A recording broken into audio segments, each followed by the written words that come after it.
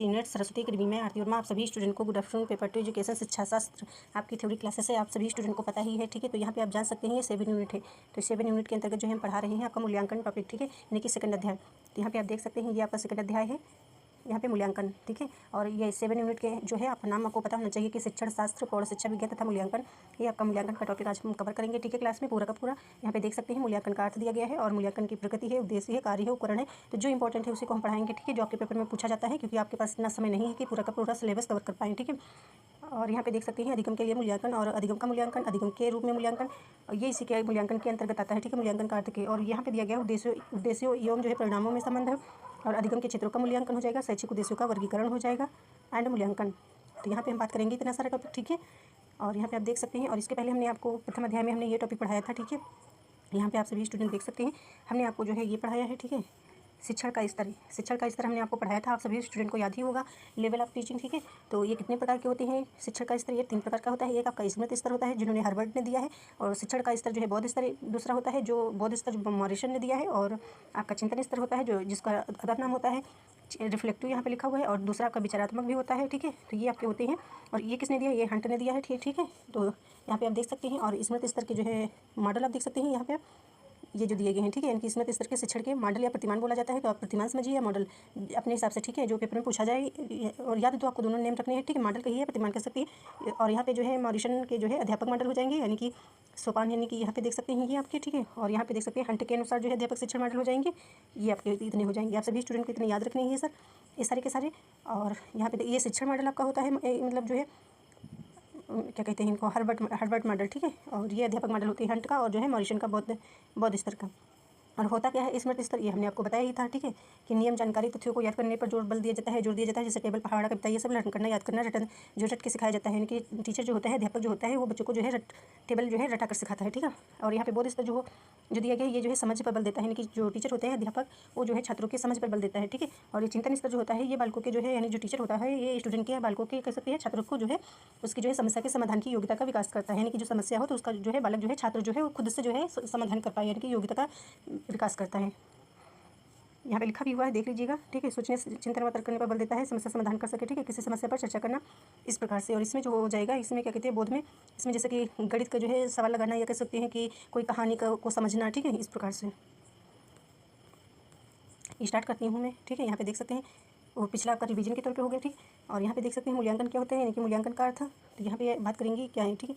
तो मूल्यांकन का अर्थ है किसी चीज़ की गुणवत्ता, महत्व, ठीक है, महत्व, मात्रा या मूल्य। कहने का मतलब है कि मूल्यांकन का अर्थ है किसी चीज़ की गुणवत्ता, महत्व, मात्रा व मूल्य का आंकलन या गणना करना, ठीक है। गणना करना यह एक प्रक्रिया है जिसका उपयोग किसी चीज़ के बारे में निर्णय लेने या सुधार करने के लिए उपयोगी होता है, यानी उपयोगी जानकारी प्राप्त करने के लिए किया जाता है, ठीक है। मूल्यांकन का जो है प्रयोग किया जाता है किसी चीज़ के बारे में निर्णय लेने के तौर पर, ठीक है, या कह सकते हैं सुधार के लिए, उपयोगी जानकारी प्राप्त करने के लिए मूल्यांकन का, ठीक है। और इसके बाद देख सकते हैं मूल्यांकन एक ऐसी प्रक्रिया है जिसमें किसी व्यक्ति, वस्तु, कार्यक्रम, परियोजना का आकलन किया जाता है ताकि यह तय किया जा सके कि वह कितना अच्छा है, कितना जो है मूल्यवान है, या जानकारी एकत्र करने के लिए, विश्लेषण करने के लिए, मूल्यांकन करने के लिए एक तरीका है। वही चीज़ें हैं जो हमने यहाँ पे बताया, ठीक है, इसी प्रकार से। तो उदाहरण के तौर पर शैक्षिक मूल्यांकन हो जाता है, व्यवसायिक मूल्यांकन हो जाता है, व्यवसाय, सामाजिक मूल्यांकन, छात्रों के प्रदर्शन का मूल्यांकन, यानी शैक्षिक मूल्यांकन हो जाएगा, ग्रेड देना। और व्यवसाय के तौर पे किसी कंपनी के प्रदर्शन या जो है मूल्य का मूल्यांकन कर सकते हैं, और ये किसी सामाजिक कार्यक्रम, परियोजना का जो है मूल्यांकन कर सकते हैं। तो कहने का मतलब है मूल्यांकन का अर्थ होता है कि जो है किसी चीज़ के बारे में जो है निर्णय लेने के लिए सुधार के लिए जो है उपयोग करना है, ठीक है, यानी कि उपयोगी जानकारी प्राप्त करने के लिए हो सकता है। इस प्रकार से आपको याद रख लीजिएगा। और इसके बाद यहाँ पे देख सकते हैं मूल्यांकन के प्रकार के तौर पे, यानी कि जो कई भागों में बटा होता है, ठीक है। तो यहाँ पे देख सकते हैं मूल्य और आकलन और जो है माप में जो है मुख्य अंतर क्या होता है। तो ये अंतर आपको जानना है सबसे पहले। इसके बाद जो है मूल्यांकन के प्रकार आप देखिएगा, क्योंकि मूल्यांकन के प्रकार आप तभी जान पाएंगे जब ये सब आपको पता होगा कि मापन क्या होता है, यानी कि मेजरमेंट क्या होता है, असेसमेंट क्या होता है, और यही इसको आप भी पढ़िएगा, ठीक है। तो मूल्यांकन क्या होता है, यहाँ पे देख सकते हैं किसी चीज़ को संख्यात्मक रूप से मापता है, यानी कि माप जो होता है, मेजरमेंट, ये जो है किसी चीज़ को संख्यात्मक रूप से मापता है या किसी चीज़ की मात्रा, आकार, विशेषता को मापने की प्रक्रिया को व्यक्त करता है। जैसे परीक्षा हो गया, ठीक है, परीक्षा को मापा जाता है, ठीक है। एक छात्र का गणित की परीक्षा में स्कोर 85 है, ठीक है। इस प्रकार से आकलन का मतलब, आकलन को इसको जो है असेसमेंट को मूल्यांकन भी बोलते हैं, ठीक है। किसी चीज़ के बारे में निर्णय लेना, मूल्यांकन करना और मूल्यांकन करता है, ठीक है। गुण, क्षमता, मूल्य का आकलन किया जाता है, जैसे छात्रों का प्रदर्शन, यहाँ पे दिया गया छात्रों का प्रदर्शन आकलन पे, ठीक है। और शिक्षक, यानी कि शिक्षक यह आकलन करता है कि छात्रों को गणित में कितनी समझ है, यानी कि आकलन होता है असेसमेंट, यानी कि गणित में कितनी समझ है। ज्ञान, कौशल और क्षमताओं का आकलन करने के लिए उपयोग किया जाता है। जो ज्ञान होता है, कौशल होता है, उसका जो है आकलन किया जाता है। मूल्यांकन क्या होता है यहाँ पे देख सकते हैं, ये होता है किसी चीज़ के बारे में निर्णय या जो है निष्कर्ष निकाला जाता है। यानी कि मूल्यांकन जो होता है, जैसे कि जो आपने पढ़ा लिखा है, जैसे कि आपका जो है लास्ट में जो है एनुअल एग्जाम होता है, यानी कि वार्षिक एग्जाम होता है, जैसे जो बच्चे हाई स्कूल इंटर करते हैं ना, इसे जैसे कि आपका ही बोर्ड पेपर होता है, इस प्रकार से किसी चीज़ के बारे में निर्णय या निष्कर्ष, ठीक है, या किसी चीज़ कार्यक्रम या प्रक्रिया के बारे में निर्णय लेने या जो है निष्कर्ष निकालने की प्रक्रिया, जैसे शैक्षिक मूल्यांकन हो जाएगा। एक शैक्षिक यह मूल्यांकन करता है, यानी कि करता है, जैसे करता है कि छात्र गणित में ग्रेड क्या दिया जाना चाहिए, ठीक है। और इसके बाद जो है आपको देखना है ये यहाँ पे प्रकार, ये आपके मूल्यांकन के प्रकार हो जाएंगे, ठीक है। तो कार्य के आधार पर देख सकते हैं और प्रकृति के आधार पर देख सकते हैं, व्याख्या के आधार पर देख सकते हैं। तो आप इस प्रकार से आपको नहीं याद होता है तो कोई बात नहीं है, ठीक है, आपको ये इतना याद रखना है, ठीक है। यानी कि पद स्थापन मूल्यांकन होता है और प्रारंभिक या रचनात्मक मूल्यांकन होता है, योगात्मक मूल्यांकन होता है, निदानात्मक मूल्यांकन होता है। कहने का मतलब है कि आप सभी ने पढ़ा होगा प्लेसमेंट, ठीक है, ये शब्द आपने पढ़ा होगा प्लेसमेंट, और आपने पढ़ा होगा फॉर्मेटिव, ठीक है। तो आप सभी ने इतना पढ़ा होगा, प्लेसमेंट शब्द पढ़ा होगा और जो है फॉर्मेटिव पढ़ा होगा और सुमेटिव पढ़ा होगा और डायग्नोस्टिक पढ़ा होगा, ये सारे आपने पढ़े होंगे। यानी कि पदस्थापन पढ़ा होगा, प्रारंभिक जो है या रचनात्मक, आप रचनात्मक इसको कहिए, ठीक है, फॉर्मेटिव को, और योगात्मक और निदानात्मक। कहने का मतलब है ये जो होता है पदस्थापन, ये जो है आपका जो है कोई आप स्कूल में एडमिशन लेते हैं उससे पहले आपका जो मूल्यांकन होता है वो आपका है पदस्थापन मूल्यांकन होता है।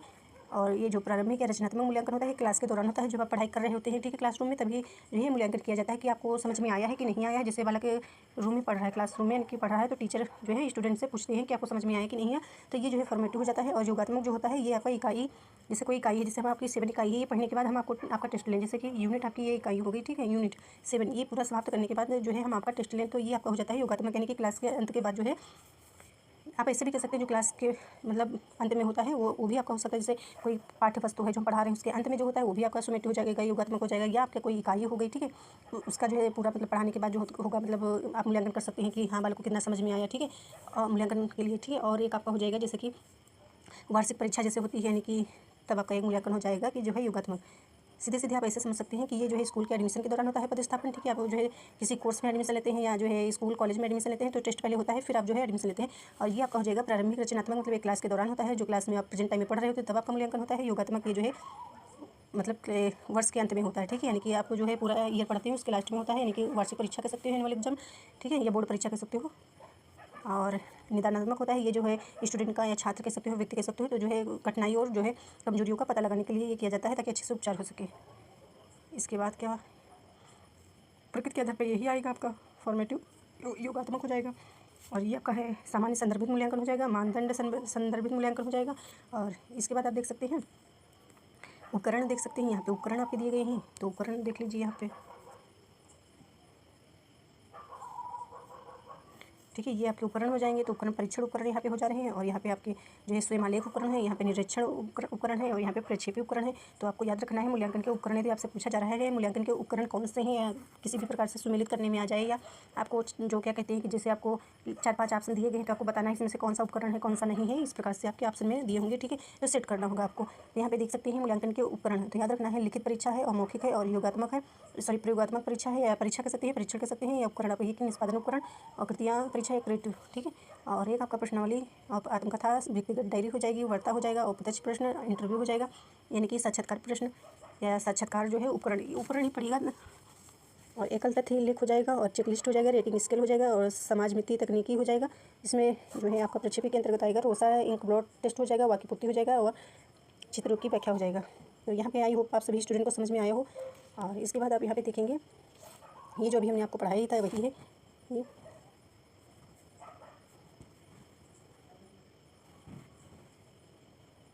ठीक है, जो अभी हमने पढ़ाया यही चीज़ है। तो यहाँ पे देख सकते हैं ये जो दिया गया है आपका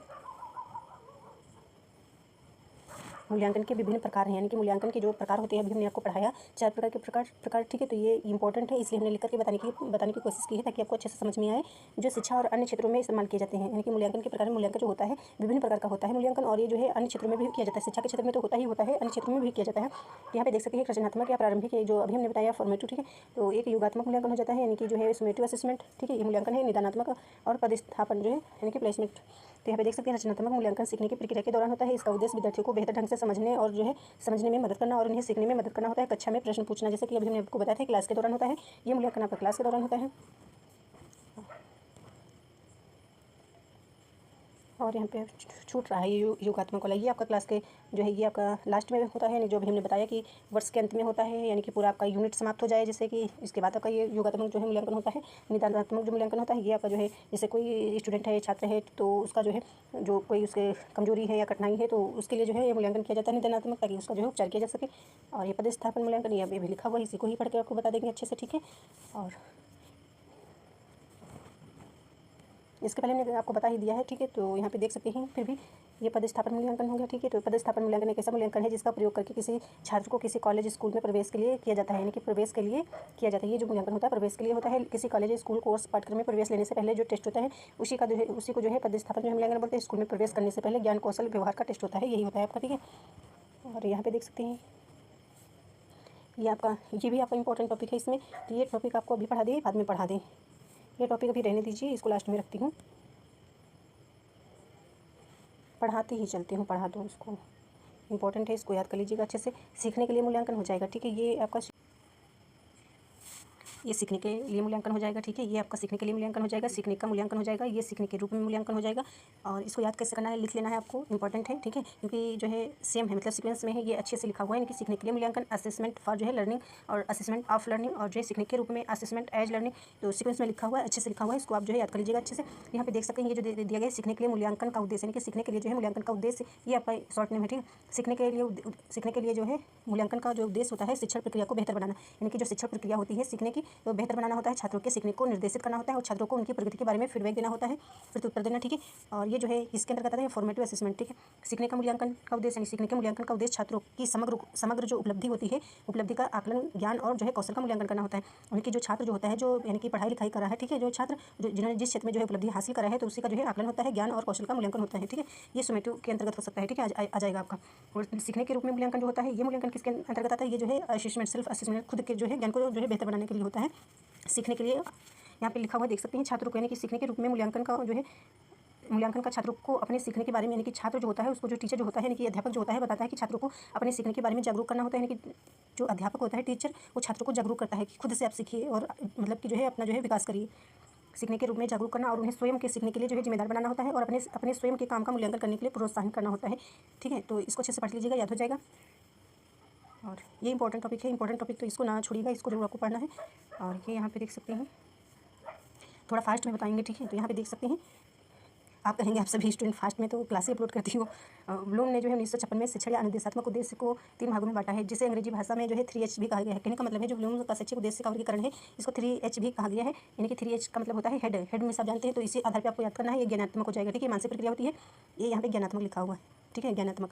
और हार्ट, ठीक है, भावात्मक क्षेत्र हो जाएगा। और हैंड जो है हैंड लिखा हुआ है तो मनोसंचालित या क्रियात्मक जो है ज्ञान क्षेत्र हो जाएगा। तो आपको अच्छे से याद करना है। जो क्षेत्र लिखा हुआ है तो क्षेत्र यानी डोमेन भी इसको बोलते हैं, आप पक्ष कह सकते हो। आप इस प्रकार से ज्ञानात्मक पक्ष लिखा हुआ है, ठीक है। तो ज्ञानात्मक आप पक्ष बोल सकते हो, ज्ञानात्मक डोमेन बोल सकते हो, ज्ञानात्मक क्षेत्र बोल सकते हो, संज्ञानात्मक लिख दिया इसको। तो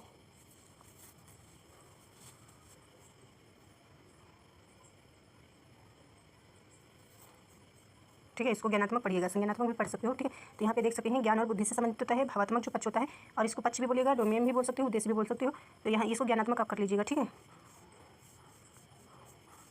और यहाँ पे भावात्मक पक्ष जो हो गया, यानी कि भावनाओं और मनोवृत्तियों से संबंधित होता है। साइकोमोटर क्रियात्मक, यानी कि साइकोमोटर इसको बोलते हैं, ठीक है। तो साइकोमोटर बोलिए या मनोसंचालित बोल सकते हो, या जो है क्रियात्मक ज्ञान क्षेत्र बोल सकते हो। शारीरिक कौशल और गतिविधियों से संबंधित होता है। और यहाँ पे देख सकते हैं,